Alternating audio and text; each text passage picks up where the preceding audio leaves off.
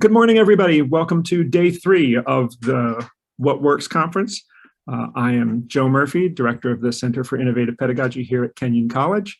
And coming to you from Gambier, Ohio, we want to acknowledge that for us at Kenyon, the lands on which we live, work, celebrate, and heal are the ancestral homelands of the Miami, Lenape, Wyandot, and Shawnee peoples, among others. The disputed Treaty of Greenville in 1795 and the forced removal of indigenous peoples from this region allowed for the founding of the college in the early 1800s. As a community, we are committed to confronting this dark past while also embracing through education and outreach the many indigenous communities that continue to thrive in Ohio. Thank you for joining us. This morning's first session is on intersectional identity and neurodiversity in a higher education environment. And our panelists are Cory Davis, Director of Community Standards, Ian Fournier, did I say that correctly, Ian? Yep. Assistant Director of Housing and Residential Life, Faith Yacubian, Assistant Professor of Education and Human Studies, and Megan Sheldon, Academic Coach and Tutoring Center Coordinator at Champlain College. And I will turn it over to you. Thanks very much. Wonderful. Thank you, Joe, and thank you to the Kenyon College team for inviting us. And hopefully we can bring some levity to everyone's Friday morning, along with some really great knowledge about the work that we've been doing here at Champlain. We've already brought some levity, but we're certainly going to continue that. It's looking as though we've got about 18 or 19 participants here who aren't one of our 4 panelists, nor the Kenyon team. So thank you folks for being here this morning. And while the panelists start and do an introduction of themselves, we would love to hear a little bit more about who are our folks joining us in the room virtually. So if folks wouldn't mind putting their first and last name, their institution, and their professional role in the chat, that'd be great just to give us a sense of who is here virtually. And then we'll jump right into introducing ourselves. So as Joe mentioned, my name is Cory Davis. Currently, I am the Director of Community Standards and Deputy Title IX Coordinator here at Champlain College. I am coming up on my 1-year anniversary here at Champlain. It'll be the end of July, and most recently celebrated my 10-year postmaster's working anniversary. So with that, I will turn it over in alphabetical order by first name to Ian Fournier. Good morning, folks. My name is Ian Fournier. I'm the Interim Assistant Director of Champlain Housing Residential Life here at Champlain College. I am just about to eclipse my 5th full year here at the institution, and I've spent the last couple of years really invested in our residential life curriculum when it comes to getting students involved in our residence halls, seeing the hiring, recruiting, and training of resident advisors here on our campus. And this past year, I've taken a step into this interim capacity to do a little more of the administrative tasks needed to kind of support the larger efforts of our department. And I think if I'm going alphabetically, I am now bouncing it over to Faith Yacubian. I messed up the alphabet. Sorry about that, Faith. Sorry, Cory. You know, what you start in the middle, start at the end, it's all good. Ian, thank you so much for that. Ian also teaches in a program of Education and Human Studies. I want to name that. So I am an assistant professor in Education and Human Studies, as Cory said. I use she, her, they, their pronouns. I've been at Champlain for about 14 years, really digging the teaching side, spent some time on the residential side, and I'm just so pleased to be here with all of you and to speak with you about some very challenging, I'd say, lived experiences that are reshaping the classroom. And now to Megan. Thanks, Faith. Yeah, I'm Megan Sheldon. I am delighted to be completing my first academic year at Champlain College, which is actually my first year working in a higher ed institution. So although I've worked with people who are college age for a long time, it's new to me to be working inside an institution, and it's amazing. I am a Kenyon College alum, and I was there recently for a reunion, and I'm so delighted to be there again, even if only virtually. It's been a thrill to be invited. I am the academic coach. I am an academic coach, and I'm one of the tutoring center coordinators at Champlain. We have a peer-to-peer tutoring center. I'm also an ICF accredited professional coach at the 200-hour level. I maintain a small private coaching practice, primarily working with students, just as I do at Champlain, on what I think of as academic wellness and holistic productivity. I do also work with some mid-career adults. Primarily, they are neurodivergent adults, usually people with ADHD who are mid-career professionals and wrangling with another executive function ledge in their life, and seeking more pleasure and fulfillment while they do so. And I also teach multi-age inclusive dance fitness. And I've taught the largest class in my town for the last 8 years. Thank you. It's a small town, but it's still true. And my previous professional background is in social work in high intensity settings, and doing K-12 education as a literacy specialist and instructional coach. Megan, that's an awesome fun fact that I'm disappointed I only just learned about. Well, thank you everybody. And Megan might be taking dance requests later, but that's an offline presentation. If folks to jump right in, we want to kind of level set and give folks a foundational understanding of Champlain College.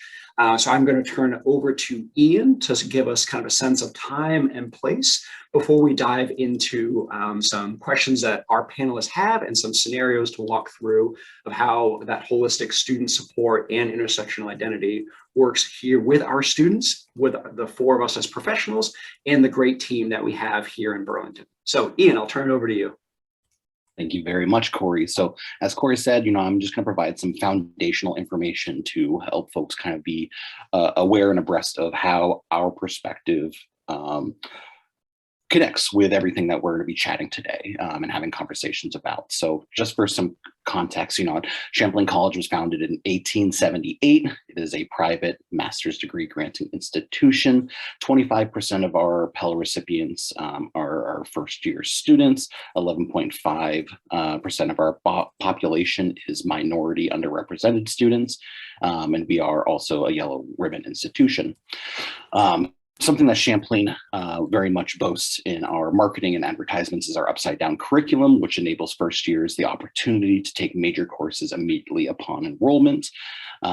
We have 2,100 full-time undergraduates. About 64% of those are male identifying, 34 are female identifying.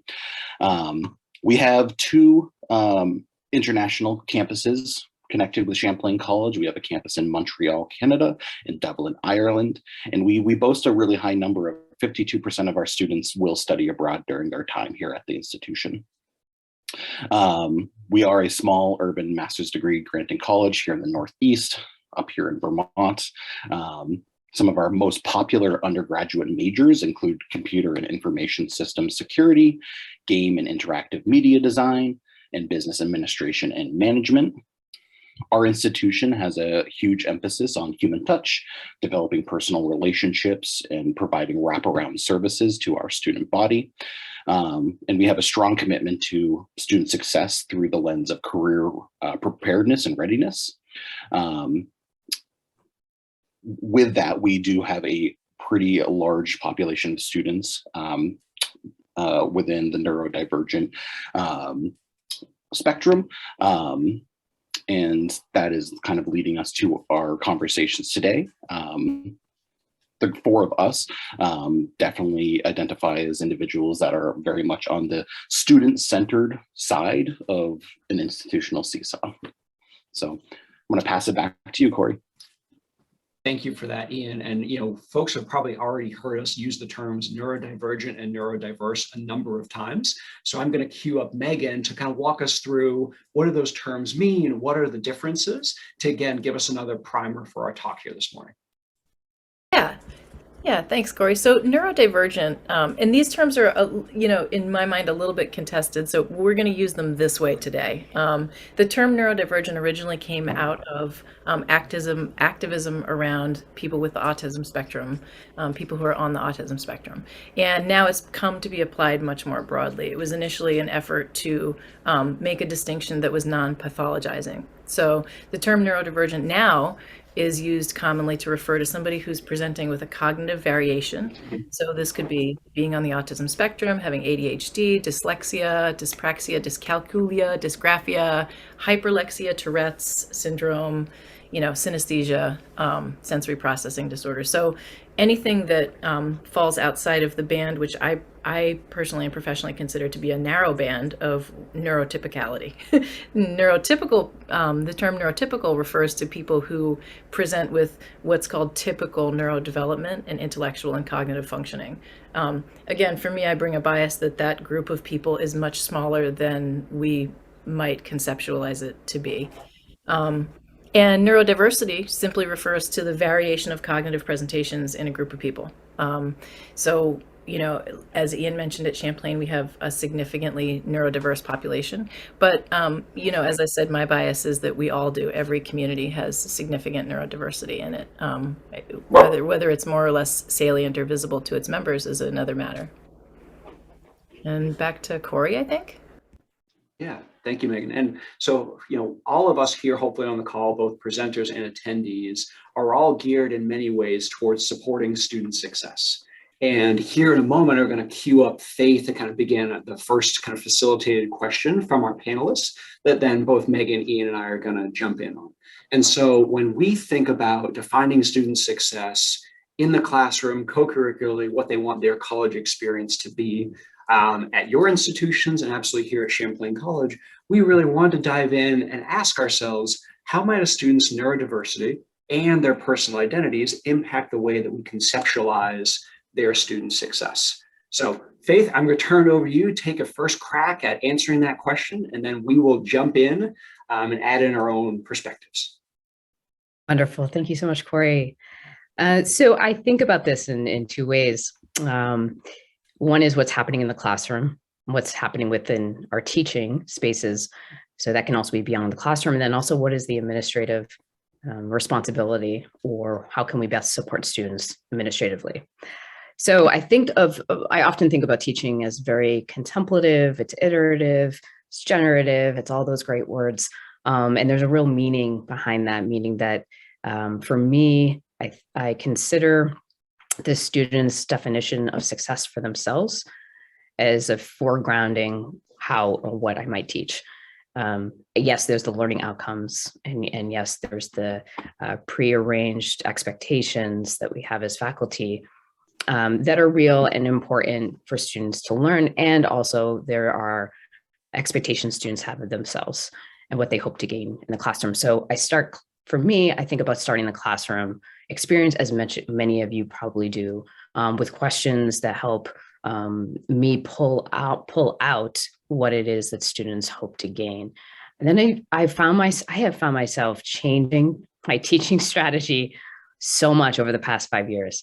What I thought has worked, or perhaps has actually worked 5 years ago, is just not working today. And some of those things that I've done include having students actually do readings in the classroom, using visual aids, a lot of signs and symbols, having them tell me what they are hearing from the readings, and doing more group work. That seems to be yielding more thoughtful conversations that I have noticed that.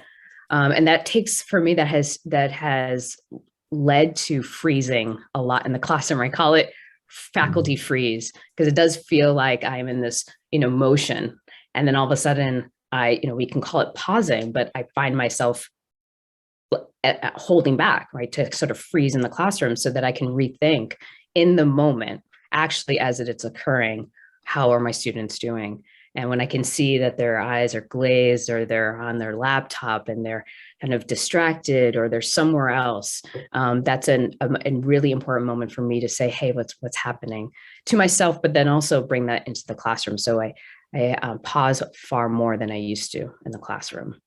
The other piece that I think is a huge support for our students is the protocols we have, of one of which is the Students of Concern report form. And I have used that many a time to offer support to students. And I like to see it that way versus a punitive response. In that form, faculty are able to name the nature of the concern. It could be a mental health concern. It could be food scarcity. It could be housing scarcity. It could be self-harm, grief, and that nature. It could be an academic concern, so we can indicate that. Is it a risk of failing a class or an assignment? Are they not responsive to emails or other forms of communication? And the frequency with which we've communicated to that student. It also allows us to decide for ourselves whether we want to continue along the process. Do we want to be informed about the contact that has been made by the professionals who are, reaching out to students, or do we just want to, submit our report and hope and know that things will occur as they should. So that's my initial response, and I'm looking forward to hearing what my colleagues have to say.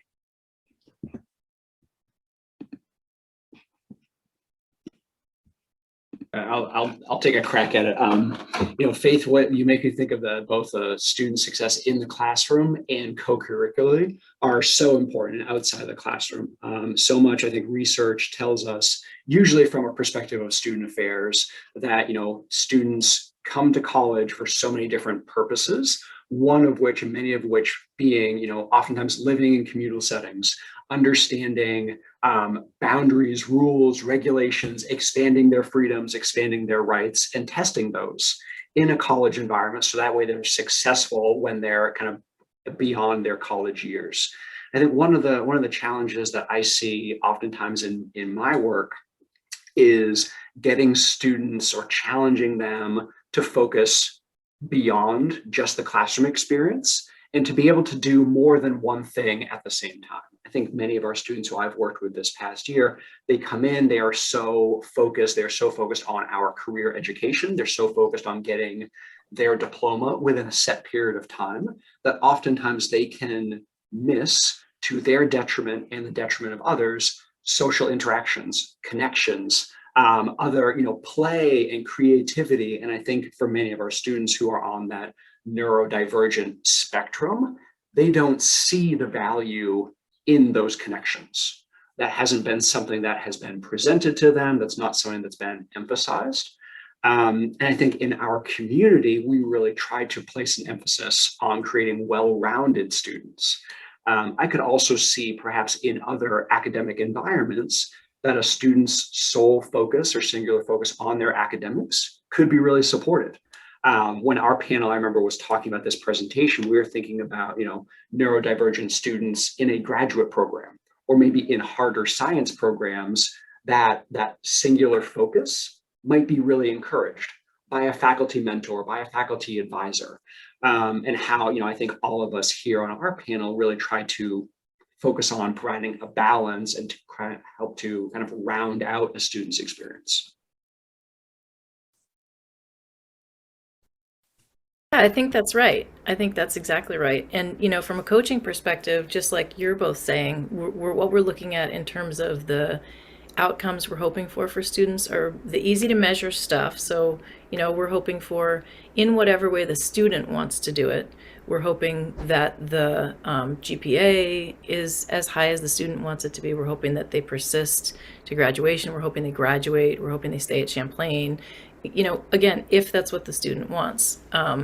And of course, we're also looking after the intangible successes. So we're looking for things like self-efficacy, personal satisfaction, intellectual curiosity, sense of pride in, people's achievements and people's learnings. And just for me, my professional focus is really supporting students to achieve a sense of holistic academic wellness, which for me encompasses all the things that people have talked about already with regard to social relationships, with regard to academic achievement, with regard to deep learning, with regard to their sense of themselves as potent learners who are able to do whatever they want. And so really the larger question that we're tracking on an academic one of the larger questions is, what do you want?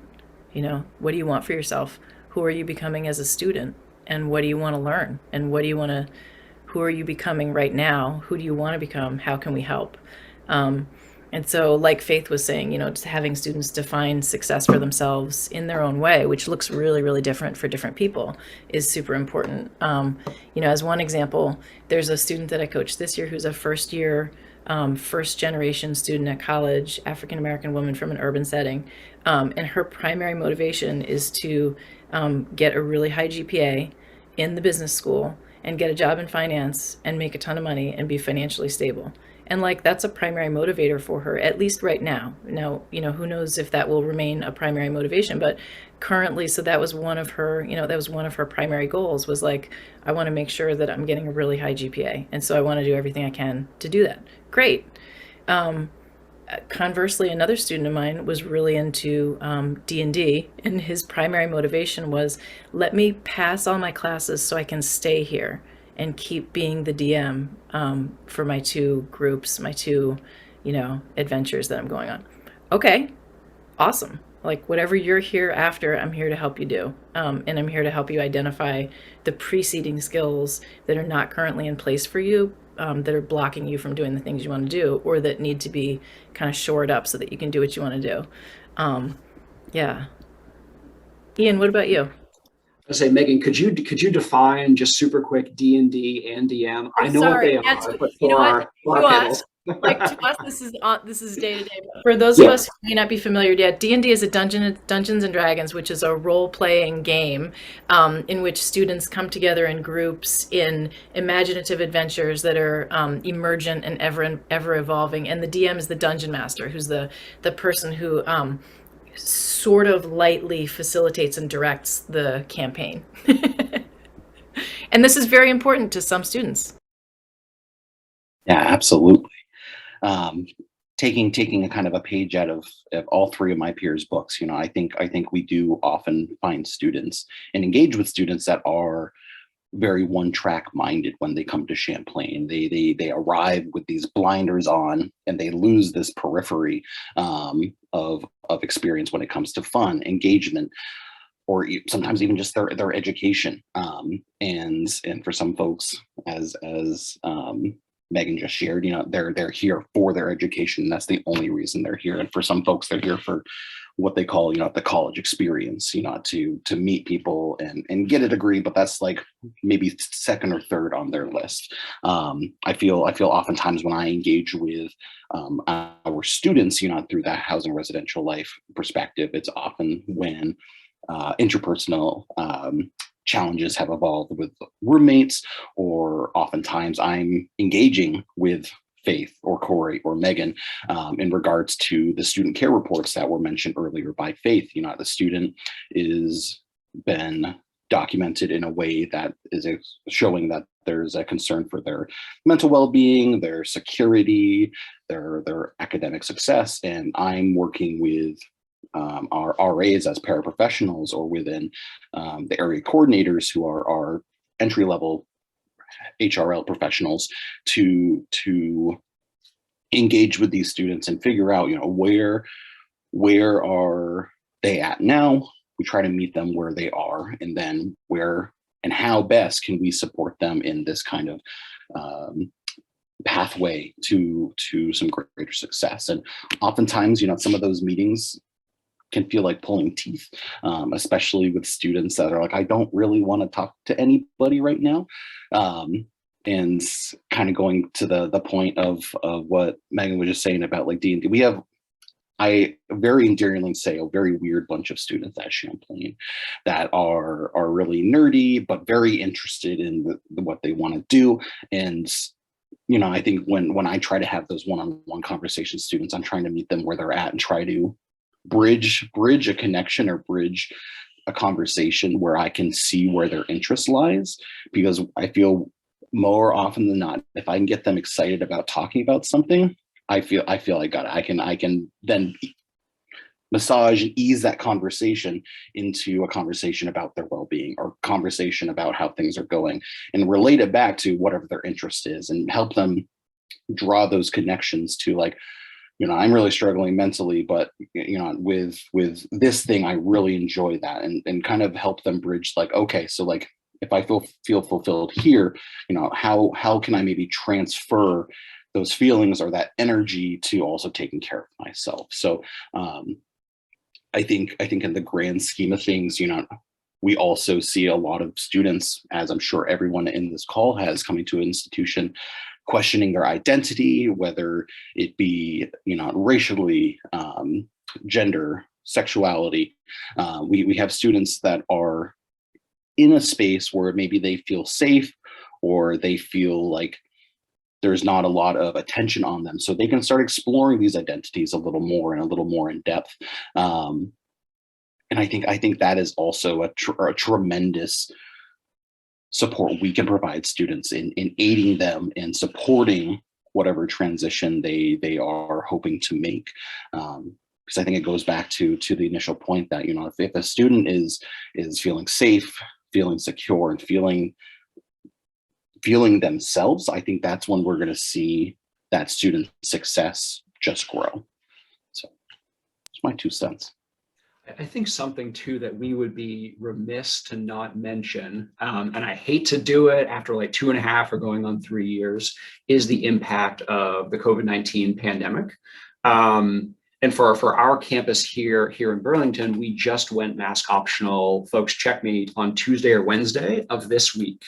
And so what that means for our employees and for our students was we were wearing masks in the classroom, in the dining hall when not eating or drinking, in the residence halls, in college spaces, in indoor college spaces.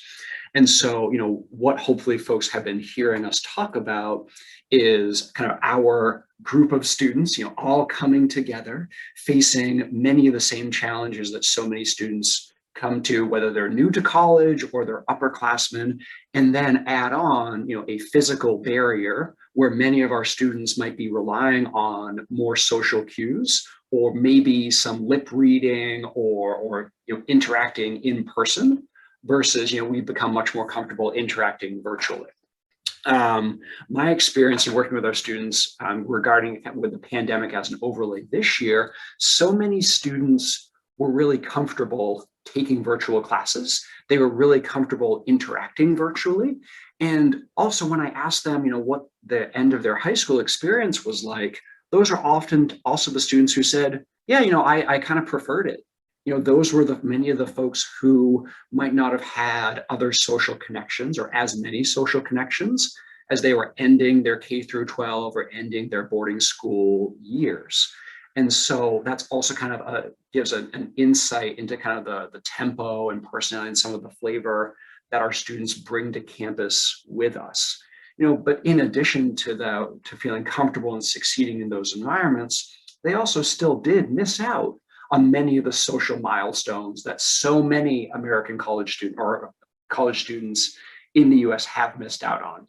Junior prom, senior prom, larger social gatherings. And so as the college here in Burlington has looked to change or reduce our COVID mitigation strategies, our students, along with their neurodiversity, have also missed many social milestones. And the conversations that we're having, feel as though we're working with some generations of students who are still starting high school, middle part of high school, and we're asking them to do work at a collegiate level and live at a collegiate level. Play nicely with others, live well with others, follow our rights and responsibilities and our standards. And it's really creating a unique mix and a working environment for our faculty and for our staff. So I wanted to make sure to kind of mention that for sure. Anything else from our panelists? Anything else that's kind of on your mind when thinking about student success? I think one of the things that may not be so unique to Champlain, but Cory, thank you for asking that question, is working with students for whom their home life and community is far more representative of their own racial or ethnic identity, and then coming to Champlain where that's not reflected, and then working through grappling with that reality that they are one within a classroom, right? So the only person of color, maybe the only queer trans student of color in a classroom, and then feeling compelled to represent, feeling compelled to speak on behalf, even if not provoked, even not, there's no provocation there. That too is a stress and emotional labor that's being carried throughout the day, that's being carried into the classroom. And because there's so much resilience that has been built, that gets tested almost every day. So that also is a factor. And then Cory, thank you for prompting, just looking at kind of influences on our students.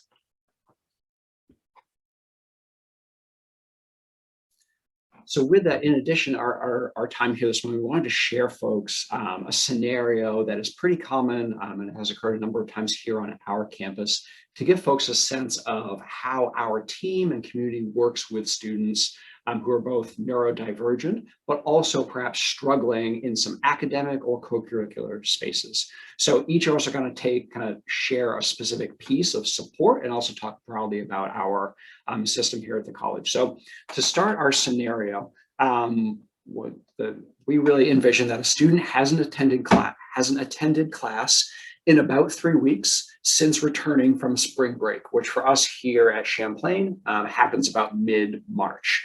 For folks who have never been to Vermont, please come and visit. We would love to host and show you around. But mid-March here in Vermont is still cold. We still have less than 8 or 9 hours of sunlight.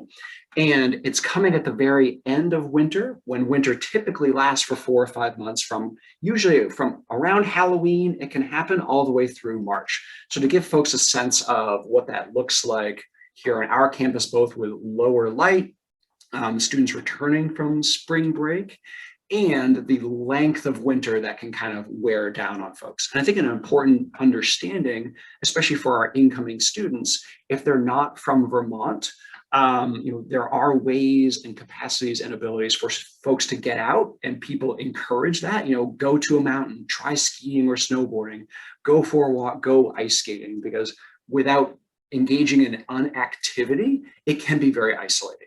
It can be very closed off, along with all the other factors that we have mentioned.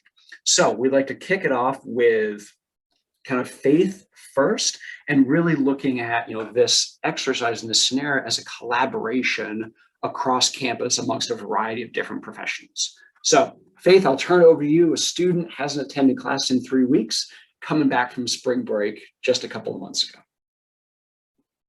Thanks, Cory. It is a scenario that I'm accustomed to, as many of our colleagues on this call also can share. So March, I'm tired. Yeah, I'm really, really tired. And the compassion fatigue is so real. It's just so real. And at the same time, I want to feel compassion for my colleagues and students, and I want to extend that to them, right? So that's sort of the, where am I at that point? So some of the things that I have been able to encourage, it doesn't always work out the way I envision, but something I can lean on is that the relationship with my students is pretty close. I'm a very relational teacher. And so that I can lean on that when students don't have, they happen not to frequent the classroom. They've decided to make other plans. They also are struggling, that they are reminded in the classroom when they are there that we don't leave anyone behind. And so they then know that if they're not in the classroom, they'll be receiving much communication, if not from me, than my colleagues. And there are times where I will reach out to some of my own colleagues who are on this call, like Taryn Forge, she's a professor also at Champlain College. I might ask her, have you seen so-and-so, so that I can get a better sense of what's happening to the student and who else is aware. The SCART report or the Students of Concern report will also be initiated at that point in time. Then I know it's being held in good hands. Cory's one of those members on that team. There's counselors that are part of that team. I believe there is someone from the the Smart Space. Megan, you might be on that team as well. So for me, that I trust that that's going to work. I know my colleagues. I know that they're going to do their best to reach out to that student, and it's a wraparound care at that point. I think in the classroom, the emphasis of we don't leave anyone behind, my students have become familiar with. Faith's going to ask me where my peer is. I know she's going to ask, so-and-so, do you have, Bobby's phone number? I don't have it on hand, So there's also this culture of care that I'm trying to cultivate in the classroom that helps. Thank you go for it, Megan. Sorry, Cory. Yeah. Faith, I was just going to jump right on what you just said, because I think we all might be familiar with the research that suggests that that relationality is one of the determining factors in student success, as well as persistence to graduation and retention. So well done, you. And and from a coaching perspective, when we get a referral, either a student walks in to see us, makes an appointment online, calls us, or is referred by somebody else. Sometimes it's the SCART team, sometimes it's somebody else, in the faculty or in the student life area. So when we first meet with a student, our core come from is that if a student is not doing well on a measure that matters to the students or to us, then there must be there likely is a preceding skill gap. And so one of our core beliefs is that students do well when they can. And by doing well, we're talking about as a student defines it, but also as we're holding it, as we've described. So basically, we think we do well when we can. So if we're not doing well, there's something that's beyond us for some reason. And so we're going to try to look at it from a skills perspective.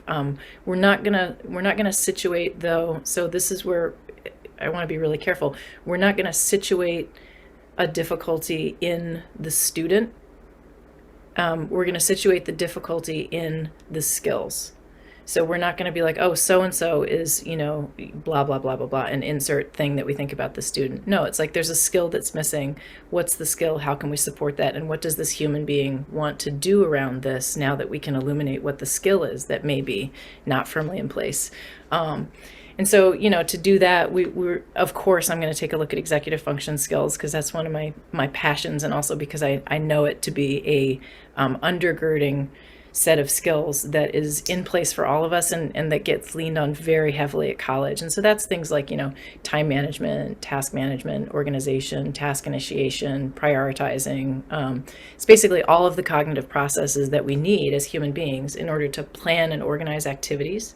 And so it's task initiation and follow through, it's working memory, it's sustained attention, it's performance monitoring. How am I doing on this thing? It's due in 3 weeks. Have I done anything?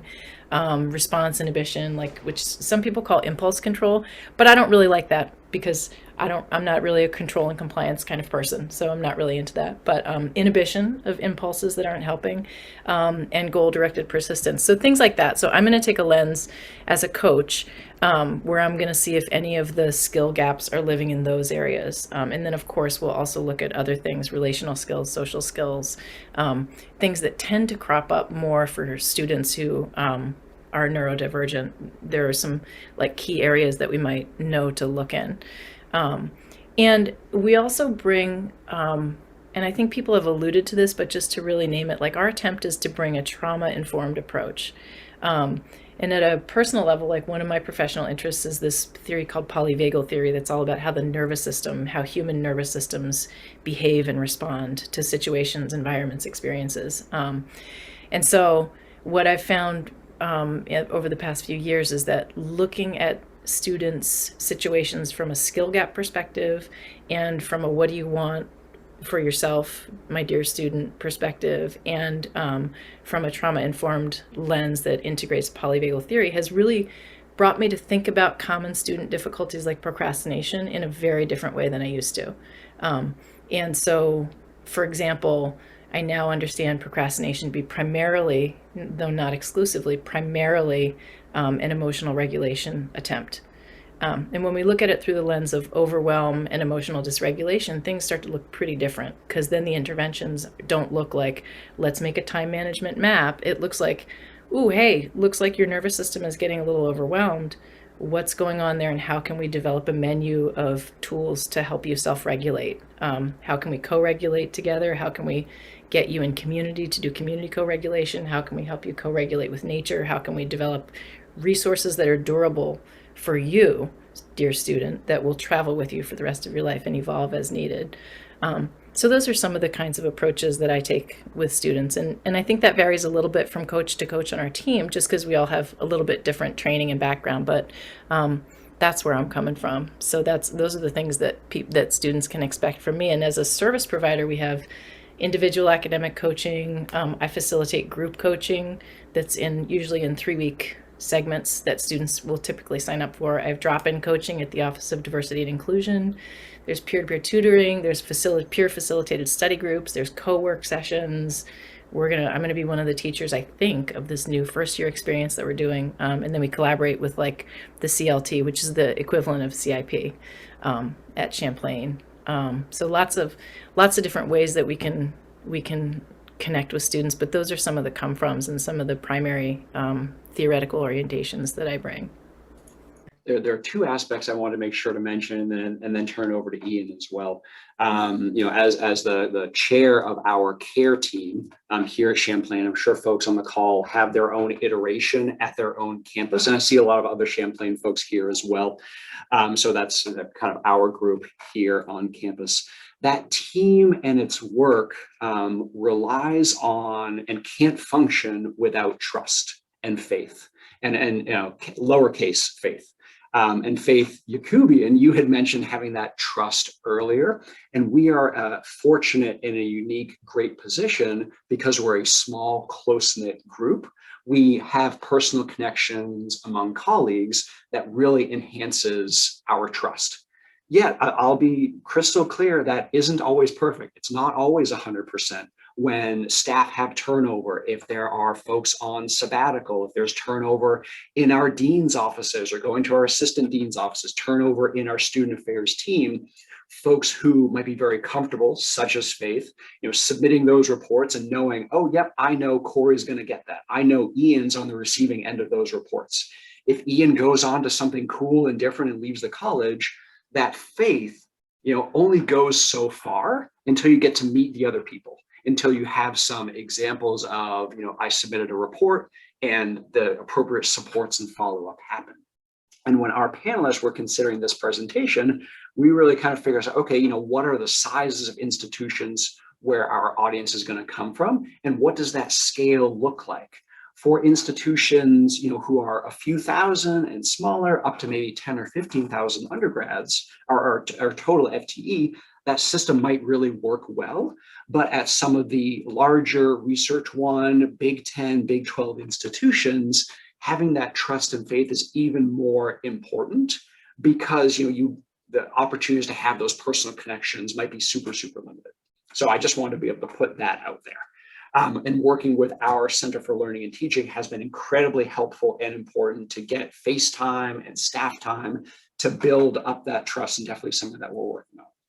In addition, I also want to make sure that our training for our care team and the folks who submit reports is incredibly important. And that's really grounded in every team member's educational background. For folks on our team who might have PhDs or doctorates, for the majority of our doctoral granting institutions, probably oftentimes they are bigger institutions. They are, might consider themselves to be more neurotypical. And so when those professionals get in the room and they're evaluating student issues and student concerns, we really need to help educate them on the Champlain community, not a PhD from, I'll pick on Vanderbilt just because they came to mind for the first time, but a PhD from Vanderbilt might have a very different understanding of a student concern or a student issue, and then might apply that former lens to Champlain when that's not the best lens. Just as Megan was talking about, we need to really reframe our thinking to accentuate that we're really excited to have your academic knowledge and background here. This is how it looks here on our campus. And so those are active conversations to really help educate our community to say, this is what student success looks like broadly, and this is how we can kind of best utilize the collective knowledge of all our team members. So those are the two quick points I wanted to share. And Ian, I want to turn over to you for your thoughts. Yeah, thank you very much, Cory, and thank you, Faith and Megan, for your thoughts as well. I think, not contrary, but in connection with what Cory was sharing with the larger, big picture kind of philosophy and feelings that we have. A lot of this work, in regards to this particular scenario, again, 3 weeks after the spring break, it is frigid here in Vermont, and we often see this period of time before we start getting the sun back and more daytime. Students really become a little more reclusive within their communities. We work very strongly with our resident advisors, our paraprofessional staff, to spend the first semester and much of the early second semester developing relationships with their students. So when we have a pulse and we're like, oh, this student hasn't been coming to programming, this student hasn't been going to the cafeteria, the RAs are able to lift that flag and indicate to myself, to our area coordinators, to the SCART team through a report that, hey, something's up with this student, and we've noticed a behavior that is unlike them. So we really focus on developing those relationships between the RAs and their students, building that trust, building that rapport. So when it comes to this period of time, because it is, have you ever seen the movie 30 Days of Night? We're not quite there, but it's cold, it's dark, you leave the office at 4:30 and it's pitch black out. It's really discombobulating to your whole body and being, and our students really feel that. And I empathize with a lot of our students, with the seasonal depression or the lack of light in that vitamin. Our students will become that reclusive bunch. There are pockets that remain involved, but for a vast majority of our student body, we have students that are quite content, as has been named, earlier in this presentation, being virtual, being with friends online gaming, being by themselves reading, doing things by themselves, and that plus, it's the time of year can be isolating. So we work to try to support those students and meet them again where they're at, to make sure that they're not drifting away from the larger lifeboat that is Champlain. I think it's also important to understand and try to recognize how so many our colleges and universities are multi-generational workplaces. And going back to this current generation of college students, I think is, and again, check me folks, is Gen Z. I'm a millennial, and we also here at the college, we have faculty and staff who are baby boomers, Gen X, Gen Y, millennials, all the way down to Gen Z. And then, when we work with our students, everyone and so many different people have different perspectives on the best antidote or the best intervention. And that's a really important conversation for our teams to be having, especially where our students can present very unique challenges as individuals. And we know that incoming generations of college students have their own unique challenges, levels of comfort with technology that myself and older generations might have kind of a spectrum of comfort and a spectrum level of comfort to really understand of, when our students present an issue, just like Megan was talking about, that reframing of procrastination. Older generations, I'm thinking of my parents, if I came home back in the day and said, I don't want to do this project, they would just say, are you too lazy? You just don't want to do it? But I really like, Megan's reframing. So that kind of multi-generational workplace has certainly been on my mind, both for our students in the classroom, working and giving advice to colleagues. And Faith mentioned a little bit earlier that compassion fatigue, I think, has really hit home the past 5 or 6 semesters, where so much flexibility is being asked. But how do we balance out the flexibility with still being academically rigorous and academically achieving? I think our planning committee or our panelists talked about that balance. So I wanted to kind of prod that as conversation as we near the end of our time here this morning. Yeah, I love that you brought that in, Cory, because for me, the debate about shall we be very rigorous academically or shall we be compassionate and trauma informed is a total straw argument. It's absolutely possible to do both. And in fact, in service of very rigorous education for students who are coming in with various levels of preparation, when we bring in a trauma-informed and compassionate lens, we're deepening the learning for the entire community and for the individuals in it, including ourselves as faculty and staff. So I think that's such an important thing to think about, because I think people often conceptualize that there's a divide between rigor and whatever the other thing is we'll call compassion or whatever. And I don't believe that.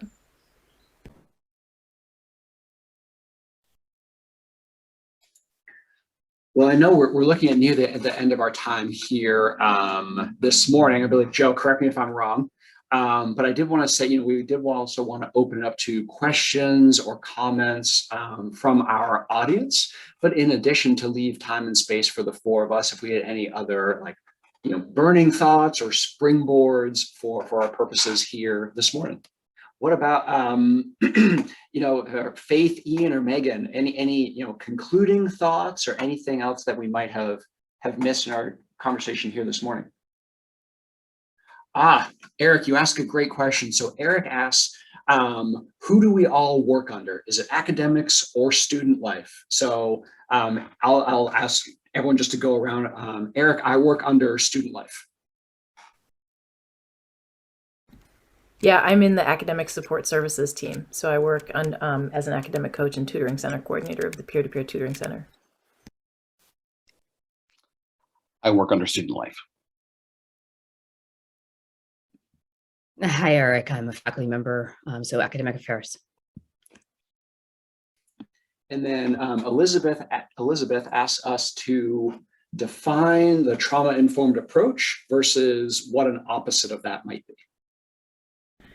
Yeah, I wrangle with that too. And here are just my thoughts on it, and everybody else just completely jump in. But when we're thinking about a trauma-informed approach, what we're attending to is the nervous systems and the experiential and emotional, the affective environment of education. And what that includes is sensitivity to some of the experiences that students or faculty or staff or other human beings in the learning environment may have experienced. And so like we could do an entire, multi-day conference on trauma-informed learning principles. But one of the things that I think people, I guess where I was going with my comment is that sometimes people think of trauma-informed learning environments as necessarily less rigorous or necessarily less demanding.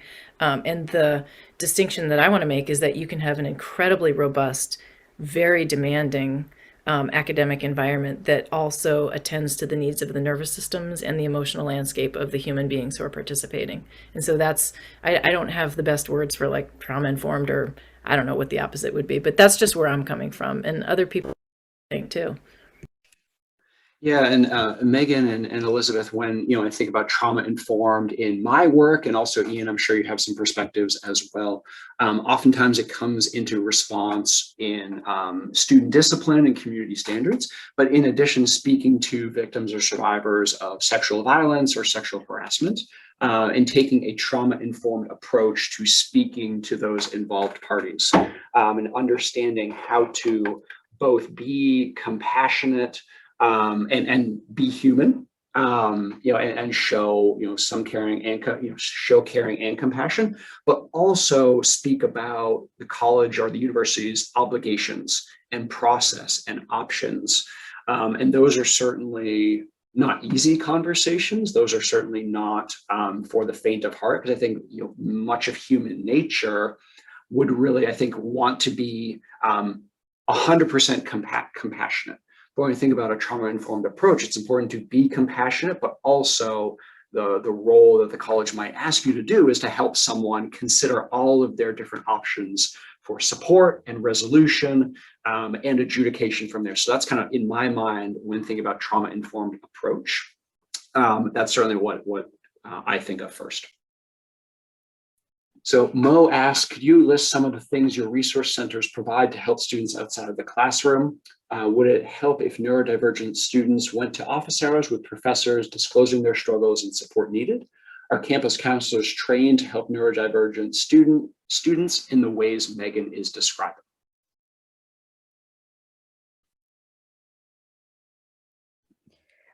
I don't really have an answer for that, but I will say what has worked a bit is to, instead of having pre-organized, arranged classroom office hours, which are there for students for whom that kind of makes sense, to also invite students to say, this is what I'm recognizing, or this is what I'm noticing. This is a pattern, or this is a, and they're aware of the fact that I will likely, inquire. And then to say, why don't you come to my office, or why don't we go to the cafe, or why don't I hang out with you outside, like spend some time outside, let's chat. And it just lowers the anxiety that some of our students carry by having to go to the office, to my office, where I think there's a punitive sense of the relationship that's going to occur, right? That they're in trouble somehow, even though that hasn't been our relationship. So I try to be, continuity for me can be important. Sometimes I don't like it, but in this case, if they see that the values that I carry into the classroom also mirror my interaction with them, I think that does help. Them trust the trust building, but then also to see that they are noticing themselves in the work that I'm doing with them, which is to provide some support and care. So outside of my office hours is, and outside of my own office is where I try to meet them. Mo, I also went back and looked at your introduction, and congrats to your students starting at Allegheny coming up this fall. It looks like many of our students are comfortable when they first enroll of reaching out and knowing that they might have had IEPs prior to coming to college.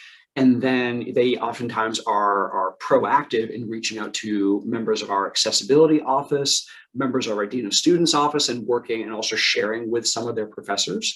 And members of the Dean of Students office team, and I'm sure members of our CLT and the academic affairs folks as well, are also have the conversations, and sometimes those are difficult conversations, to let our students know that IEPs don't follow them to college. They need to really be proactive in different ways than they perhaps have been able to do or been challenged to do before. There are very similar supports, there are very similar resources, yet it is oftentimes a lot more student driven. And so I think one of your questions was looking to set your student up for the best success possible, helping them or encouraging them to do so on their own if they feel comfortable, reaching out to the accessibility office at their future institution. But in addition, it's something that's really worked here at Champlain is our students are aware and that sometimes they have been their best advocate, and or oftentimes their parents or guardians have been their best advocate for such a long period of time. So many colleges and universities, I dare to say all of them, have similar supports and resources for all of their students.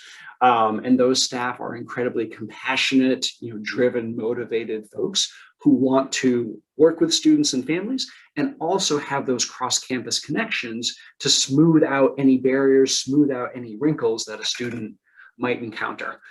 Here at the college, our students are very comfortable telling our faculty, this is something that is a challenge for me. So they very much lead with that.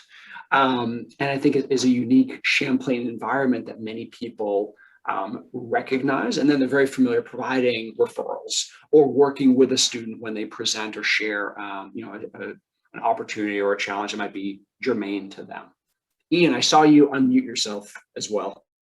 Yeah, I wanted to just tackle the question from Mo about our counselors being trained in trauma-informed manners. And our counseling center, all of our counselors are trauma-informed. And to a degree, our live-in professional staff, the area coordinators who are part of a on-call rotation, our assistant directors as well, are also to a degree trauma informed when it comes to approaching student crisis in the evenings or during the day-to-day operations of the institution. And Cory, what you said too, just going back before what you just said, Ian, is the other thing about neurodivergence is that we don't always know. So like I didn't know that I have raging ADHD. until I was like 39 years old. And so many of our students are neurodivergent, just like I was, and we don't know it, and we don't know why we can't get our stuff done, or if it's even a barrier, which it was for me, isn't for everybody. And so that bridges to Erin's question about just thinking about universal design components as you're designing your curriculum and as you're working with students. Like, how do you identify for students who are not identifying for themselves? Like, you don't need to know somebody has ADHD or whatever, like that's not salient. But what is salient is, oh, this person doesn't appear to have the preceding skill of mapping out a project over time. So let me provide some scaffolds to all students, and the ones who need it the most will benefit the most. That's a short, glib answer. And Erin, I'm happy to be available by email or have a call or whatever if you want to go deeper on that. But that's just to put that in the room. I think we're also in a really fortunate environment here. We have members of our CLT on the call here this morning. I can see Rebecca. Hi, Rebecca. So, we are able to work collaboratively together. We're able to have folks in academic support and student life and faculty members and directors of units all being able to put our heads together and share our knowledge, because this is how it works. This is how it's going to work on a Friday afternoon. This is how it's going to work for the next academic year. And this is how it's worked in past academic years. And, when we think about kind of scaling it up to other sized institutions, hopefully, wherever folks have their kind of area of responsibility or within their sphere of influence, you're able to be as collaborative as possible. If we're looking at or speaking to like a Boston College with 20,000 students, or University of Connecticut or Ohio State, where there are 50 or 60,000 students, that might really seem like a daunting or an insurmountable challenge. But I think if folks really kind of try to reduce it down and consider within their sphere of influence to try to make those collaborations happen, that you will be successful amongst your colleagues and for your students. We're just super fortunate to be able to do that here on the Burlington campus. And it also extends to our international campuses in Montreal and in Dublin. So, we're able to kind of span a couple of continents from there. So I'm seeing 11:06 here on our time. So I'll turn it over lastly to our panelists if they have any final pearls of wisdom, and then be sure to tee it up, well for our next incoming presenters. I'll pop in real quick and just quickly answer a question I see from Jared in the chat. Talking about milestones that were missed amongst graduating high school students. I think we at Champlain have done a really great job in balancing, of course, COVID and the policy, as well as still trying to provide that fun. Something we do for all of our first year students that we weren't able to do in 2020, but we brought back for both the second year and first year students in 2021, was they all start off the year with a cruise on Lake Champlain.